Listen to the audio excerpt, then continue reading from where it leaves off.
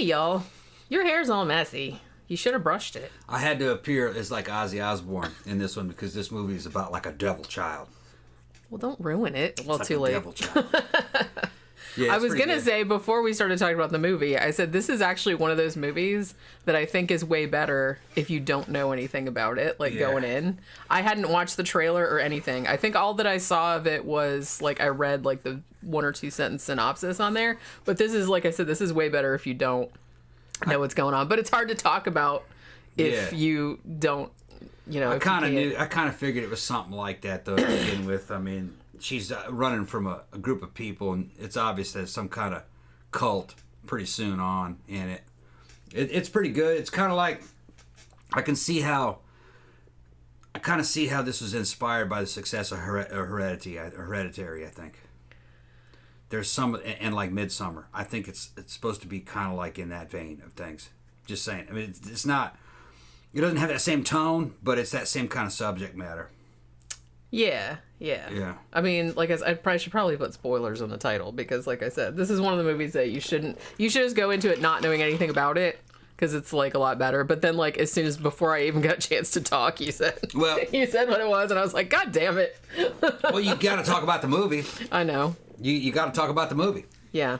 And there's nothing else to talk about if that's what it is. Yeah. But you didn't give me a chance to warn people. Okay, I'm gonna let you. Well, it's too late now. Okay, I'm gonna let you. It's too late. So this is called Son, S-O-N.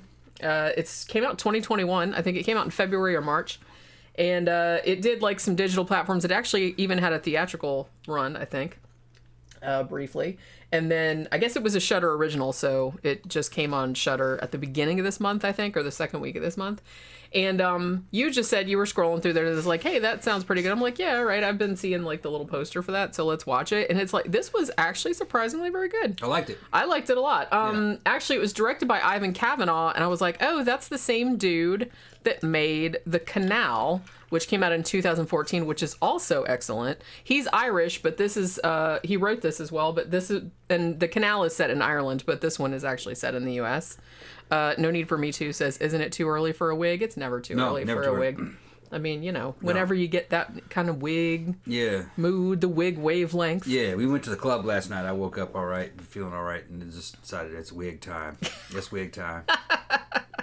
There's another shirt. Got that perfect fucking hormonal balance going on right now. So the wig goes on. Well, that's nice to know. Yeah. Or it's with your little cartoon face with a goofy little wig on it. It says, it's wig time. Yeah. That would be funny. You still haven't got You guys are coming up with all these fucking shirts and shit for me. I can't remember them all. I know, I can't either. And I don't have time to make them all either. Right. It's sometimes I'm like, oh, that'd be a good idea. But yeah. So this was directed by the same guy that did The Canal, which if you haven't seen that, that's also really good. It might be on Netflix. I think that's where I watched it. But this is kind of the same thing in that, I mean, it's not really, the story's not the same, but thematically it's kind of the same because you're not really sure if the protagonist is imagining everything or if shit's really happening. They do resolve it at the end, so it's not kind of oh, we left it ambiguous type of thing. They do actually resolve which one of those it is. But for a long time, you're not entirely sure because it could kind of go either way. So this has... I'm not sure how you pronounce her last name, but Andy Matichak, something like that. She was in the 2018 Halloween. I think she played Jamie Lee Curtis's granddaughter in that. You remember that? Yeah. Yeah. And I can't remember the name of the guy that's in it. What's his name? Fucking Emil Hirsch. Yeah, and he's in a shit ton of movies too, so he's also in this. But this is the kind of movie, I think this is, because the way Tom reacted to it, I said, this is a movie that's really good at your 5 or 10 minute rule. Yeah, because this one sucked you in right away because the opening sequence is just really, really tense and you're just man, what the fuck is going on here? Right. You know what I mean? It's because there's this woman and she's pregnant and she's running and then she goes in a diner and there's these 2 guys come in and they seem like they're after her and she's like, oh shit, and then she runs out and then she starts giving birth in the fucking car, right? Yeah. And then she's like, no, I don't want you and I'm just oh, I'm intrigued. Okay. Yeah. So then it kind of skips ahead 8 years. And so this woman is living in this house by herself with the kid, who's, presumed is the kid that was born at the beginning. And they seem all lovey-dovey and everything like that. And it kind of goes along like that until, and like I said, if you want to watch this, go watch it. Like, don't watch us talking about it, because we're going to talk about a little bit. I'm not going to spoil it. Kind of like Hereditary, It's Alive. Remember that old movie, It's Alive? Yeah, and so I saw somebody else compare it to that. Mixed with like The Omen, and The Exorcist. All those damn satanic movies. It's all of them. Yeah, almost. I mean, it's a great scene. So it's like after you jump ahead, there's like this fucking great scene that was another one. I was like, what the fuck? You know what I mean? It's like, I don't know if I want to say exactly what it is, but she goes into her son's room and she's like, what the fuck? And I was like, what the fuck? I said out loud. So it's like, oh, it's going in this direction. All right, I'm on board. It's a good example of what I've been talking about earlier, to where Hollywood needs to kind of go back to punk rock origins in a certain way, where you don't need all this money to make a goddamn gigantic blockbuster and all this CGI. It's practical effects. The thing's low budget, but it's just shot real well. It's got good acting in it. It's got a pretty good story, and it, like I said, it passed that 5-10 minutes rule, where if it doesn't pull me in immediately, it probably never will. This will pull you in immediately. You're like, okay, yeah, it really did, because I was just kind of like, because there's a couple scenes, like that birth scene, I was just like, okay, you got me, and then like a little bit later, like when she goes in the kid's room and sees what she sees, and then I was like, holy shit. There's a couple little slow spots, but it's not bad. It's in places kind of where they should be. A movie should have kind of a certain pacing and tempo to it. I liked it. I think it was done well. It was pretty good. Yeah, it's just, so like I said, essentially it's a cult movie, maybe. That, like I said, they kind of leave it ambiguous for a long time, where she tells like the cops that are investigating the case, because her kid starts to get sick. His name's David, and he starts getting sick like with this really weird disease, and like they do like every test imaginable and they can't figure out what it is, and it's like it seems like he's dying, and then suddenly he gets better and they're not really sure why. And then she kind of confesses to the cops, she's like, look, I escaped from a cult like 8 years ago, and you're presuming that at the very beginning when she was pregnant and running, that's who she was running from. She's like, and I think that they're coming to get me and coming to get the kid. And so it kind of goes on from there. So then she kind of has to, then they kind of go on the run, you know what I mean, for a particular reason that has to do with the son's illness, which comes and goes, which like I said, I don't want to spoil too much about it, but I don't know. I really, really liked this. And honestly, I watched a couple other horror review channels like that I usually watch that had done a review of this, because it's, like I said, it's pretty recent. And a couple of them, I think Sinister Cinema and Happy Wax, like, fucking loved it. A couple of other ones were kind of meh about it. It was like, oh, it was just so-so. But, I mean, if you liked The Canal, it's the same director, like, you'll probably really dig this one as well. Even though it's a completely different story, but thematically, it's kind of like, you're not sure if it's an unreliable narrator. You're not sure how much of the shit is really going on. But they do, like I said, they do resolve it at the end. So, yeah, it's almost kind of like, after that, it's almost kind of like in 3 or 4 parts, I feel like, because, you have the beginning, like the prologue thing where she's pregnant and everything, and then they jump ahead, and then there's, that thing that happens in the room, and then there's the illness, and then, so that's kind of another part, and then there's a third part where it's kind of like on the run type of thing, you know what I mean? So there's various episodes where her and the son are like going various places, like to investigate things and trying to evade the cult or evade the cops or whatever. So there's that kind of thing too. And then it has kind of a big twist ending. Now, some reviews I said they saw it coming a mile away. I did not. I don't know if that means I'm a dummy or what, but I did not see it coming. I mean, I saw like the end coming, that they were gonna like resolve it that way, but I didn't like the twist part that the one character, like I said, I can't spoil it, but the one character that was more involved in shit than you thought, I didn't see that coming, because maybe I wasn't paying enough attention. I don't know. But some people said they saw it coming, but I didn't. So I'm just saying. Yeah. I don't remember exactly what you're referring to. Yeah, don't say it then. Yeah, I'm trying to think of a way to say it where it doesn't spoil the movie. Don't worry about it. I watched the movie. I just can't remember. I just don't really know exactly what you're talking about. One character who was not who he seemed to be. That's all. That's yeah. Okay. You know what I'm talking about? Yeah, that's all I meant. Right. But yeah, so I would actually really recommend this one. I liked it a lot. Yeah, if you liked Hereditary, you'd like it. If you liked Midsommar, you'd probably like it. Kind of that satanic kind of cult thing going on, and bringing in like antichrists or fucking summoning demons and shit like that, and and she summons a demon at one point. It's pretty cool. Yeah, it's just it's not overdone. It's not real effects heavy or anything. Yeah, it's got like some gory shit in it. Yeah. But it's not like you're not talking about like fucking CGI demons and fucking tentacles throwing everything around. It's nothing like that. Yeah, they keep it pretty low key. Yeah, it's pretty low key. But like I said, there are some kind of gory sequences in the sense of people being dismembered and whatnot. So, so it's a little bit graphic in that way. But it doesn't have a lot of, like you said, it doesn't have a lot of CGI. It keeps that pretty much on. That would have ruined it. Well, yeah, that ruins a lot of those kinds of movies where it's just kind of like, hey, let's have this. Right. CGI demon monster thing like come out there and it's stupid looking. They did spooky shit just with like camera angles and sound effects and sound. Yeah.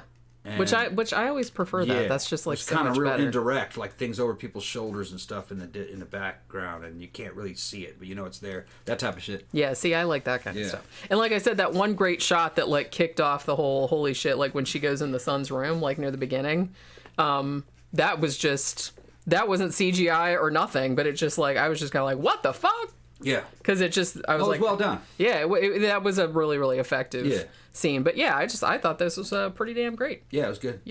So it's on Shudder, might be on some other platforms as well. I'm not really sure, but that's Shudder just added it not too long ago. So Camp Guy says put bugles on the ends of their fingers for claws. What's he talking about? Oh, he's talking about the little chips? Yeah. Okay, yeah.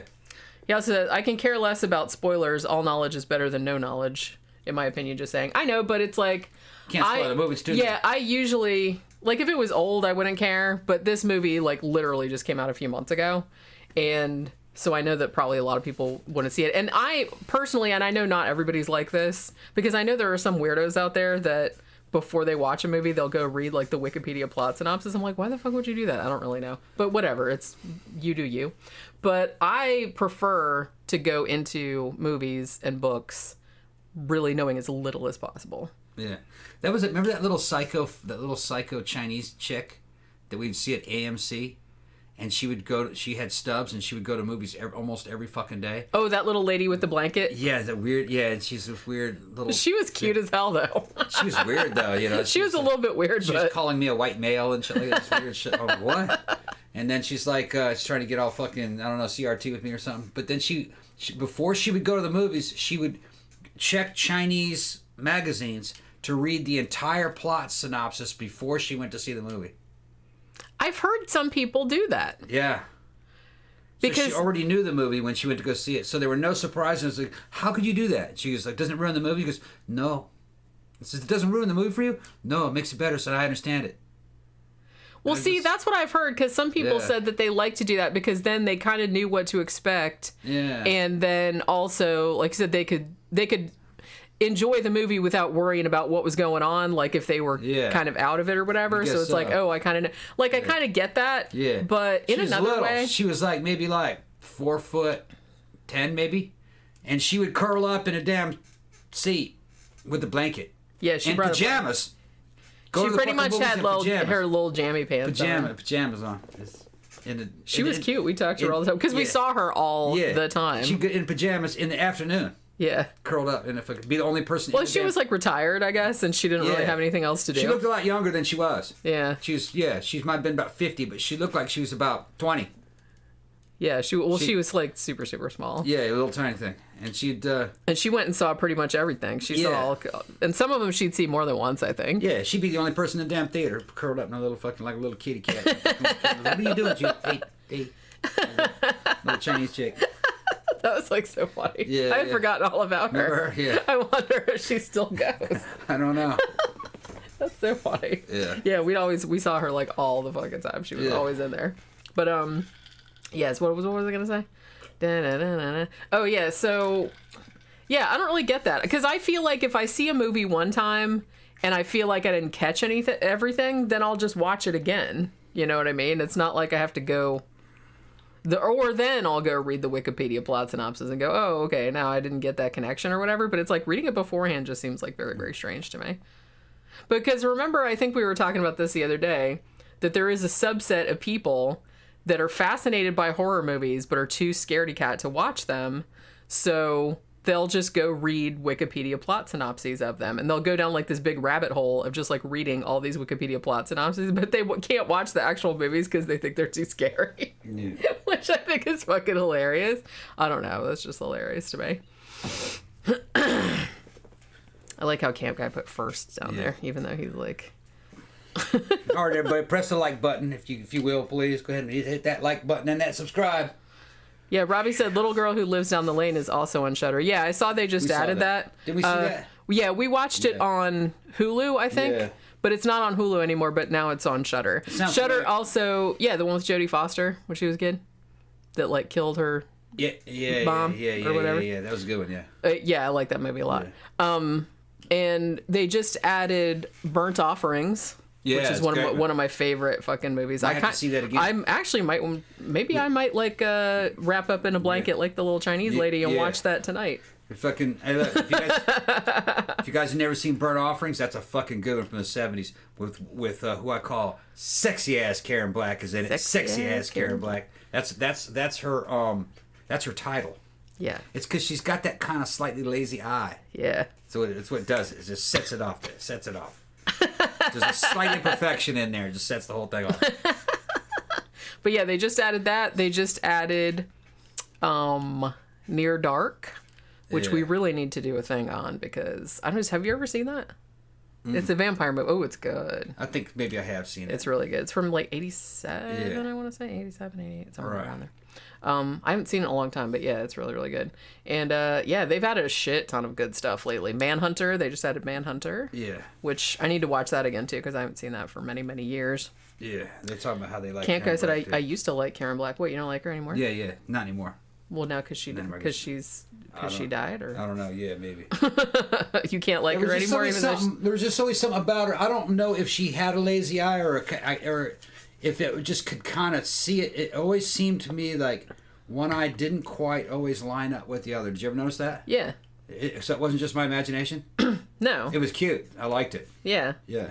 Well, it's just kind of like sometimes one of the little imperfections can like make everything else look. Just, I don't know. It's like that rug. It ties the whole room together. Yeah, I just wasn't sure if I was imagining that. It's like a gap in your teeth. Yeah, right. Like a gap tooth. Right. Yeah.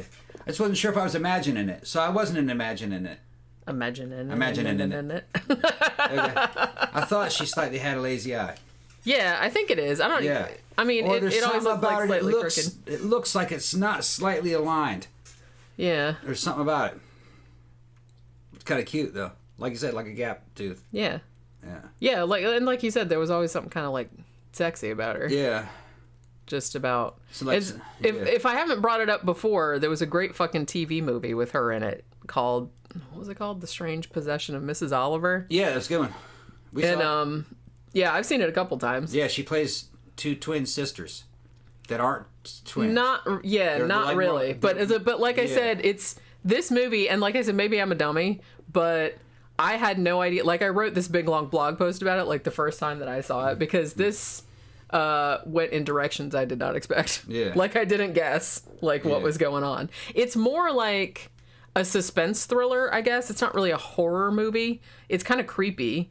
But, there's like a lot of creepy kind of, she has like a lot of creepy nightmares and stuff. Yeah. But I would call it more like a suspense thriller, but it's really good, like a mystery. And like I said, I totally did not figure out where, like the directions I thought it was going, that's not what was going on. Yeah. And she was looking fucking sexy in that too, man. Now I kind of want to watch it again. I've seen it 2 or 3 times. What's funny is that she could play an older character and get away with it, but I think she was a lot younger than she appeared to be. I think she might have only been maybe 21 or 22, but she seemed like she was in her 30s in that movie. Yeah, and it's weird. I think in that one, if I remember correctly, in Strange Possession of Mrs. Oliver, I think she was supposed to be 28 because I think they said that's what her age was. Okay. But she did actually look older, but not in a bad way. Right. She just looked kind of like a school teacher.